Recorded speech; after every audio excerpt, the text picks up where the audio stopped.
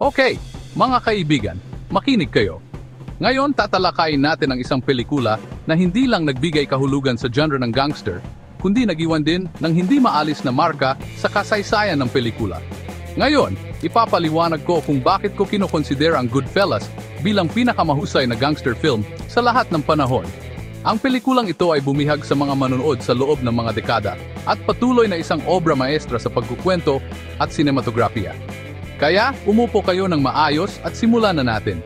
Isa ka mang matibay na tagahanga o baguhan pa lang, palaging may bago kang matutuklasan sa obra maestra na ito. Una, si Martin Scorsese.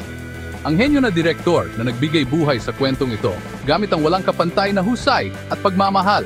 Ang taong nasa likod ng obra maestra na ito. Ang kanyang atensyon sa detalye at ang kanyang kakayahang makuha ang diwa ng mga karakter at kanilang mundo ang siyang nagpapaiba sa pelikulang ito.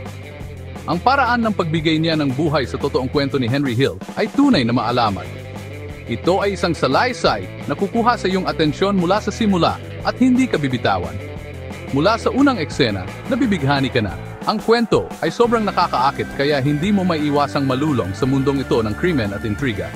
As far back as I can remember, I always wanted to be a gangster. Ang iconic na linyang ito ang nagtatakda ng tono para sa isang kapanapanabik at nakakabagabag na paglalakbay. Sinasabi na lahat ng linyang yan. Ito ay isang deklarasyon ng mga intensyon na nangangako ng kapanabikan at peligro sa tamang timpla. Ngayon, pag-usapan natin ang mga artista. Ang isang pelikula ay kasing husay lang ng mga artista nito at ang Goodfellas ay pinagmamalaki ang ilan sa mga pinakamahusay na pagganap na nakita sa pelikula. Robert De Niro, Joe Pesci, Ray Liotta. Ang galing ng grupo, ang bawat artista ay nagdadala ng kakaibang enerhiya at lalim sa kanilang mga papel, na ginagawang hindi malilimutan ang mga karakter. Bawat isa sa kanila ay nagbigay ng napakahusay na pagganap. Sobrang galing nila kaya makakalimutan mong nanonood ka lang ng pelikula. Parang nandun ka mismo sa gitna ng aksyon. Si De Niro bilang si Jimmy Conway ay ang kahulugan ng kahusayan. Ang kanyang kalmado at kalkulado na kilos ay ginagawa siyang isang karakter na hindi mo maalis ang iyong mga mata. At si Pesci. Naku, si Pesci bilang si Tommy DeVito. Nakakakuryente ang kanyang pagganap.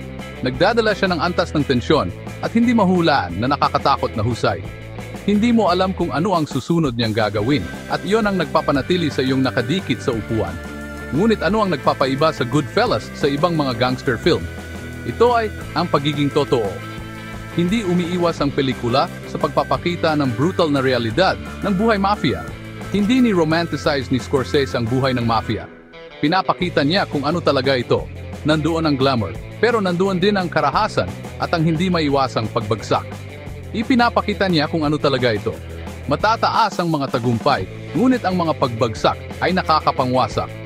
Ito ay isang roller coaster ng emosyon na nag-iiwan ng pangmatagalang epekto. Ang mga tagumpay at kabiguan ay nakakapanghina at ang mga pagbagsak ay nakakasakit ng puso. Sinasaklaw ng pelikula ang buong karanasan ng gangster mula sa kilig ng pagnanakaw hanggang sa mabigat na pasanin ng pagtataksil.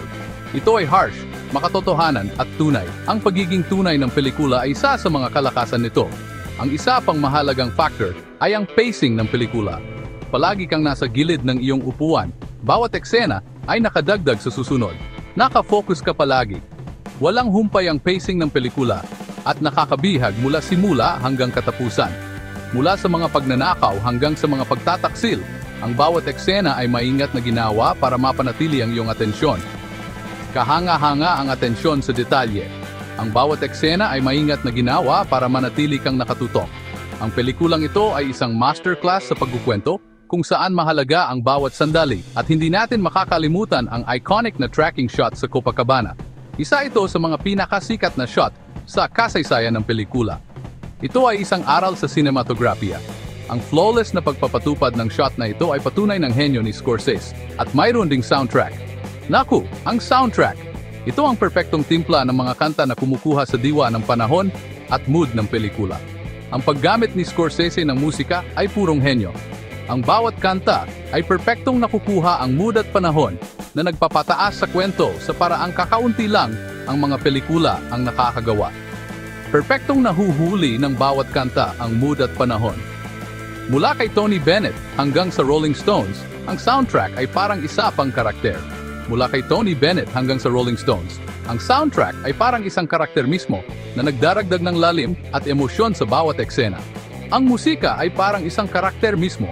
Hindi lang nito itinatakda ang tono, kundi pinapalakas din nito ang salaysay na ginagawang mas makabuluhan ang bawat sandali.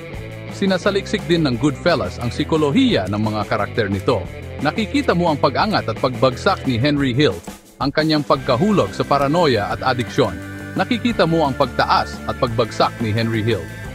Ang kanyang paglalakbay ay isang kamanghamanghang pag-aaral ng karakter na nagpapakita ng mga complexities ng kalikasan ng tao. Ang kanyang pagbagsak sa paranoia at adiksyon.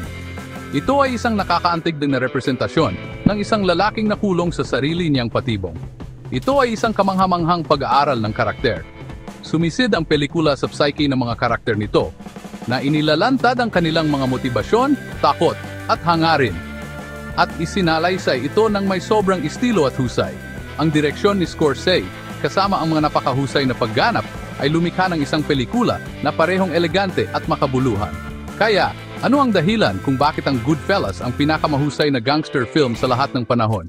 Ito ang perpektong kombinasyon ng kwento, direksyon, pag-arte at musika. Ito ang perpektong timpla ng kwento, direksyon, pag-arte at musika. Ang bawat elemento ay gumagana na magkakasama na lumilikha ng isang pelikula na mas malaki kaysa sa kabuuan ng mga bahagi nito. Ito ay isang pelikula na hindi lang nagpapakita sa iyo ng mundo ng mafia. Nilulubog ka nito na parang bahagi ka ng kwento. Inilalagay ka doon mismo. Ang pagiging immersive ay isa sa mga pinakakaakit-akit na katangian ng pelikula na lubos kang hinihigop sa mundo nito. Pakiramdam mo ay parang kasama mo sina Henry, Jimmy at Tommy. Sa huli, ang Goodfellas ay hindi lamang isang pelikula. Ito ay isang karanasan. Ang Goodfellas ay hindi lang isang pelikula. Isa itong pangyayari. Ito ay isang pelikula na mananatili sa iyo kahit tapos na ang palabas. Isang tunay na klasiko na tumatagal sa paglipas ng panahon. At kaya nga ito ay isang klasiko na tumatagal sa mga henerasyon. Salamat sa panood. At tandaan, panatilihin ang iyong mga kaibigan malapit at ang iyong mga kaaway ay mas malapit pa. Hanggang sa muli, mag-ingat at patuloy na manood ng magagandang pelikula.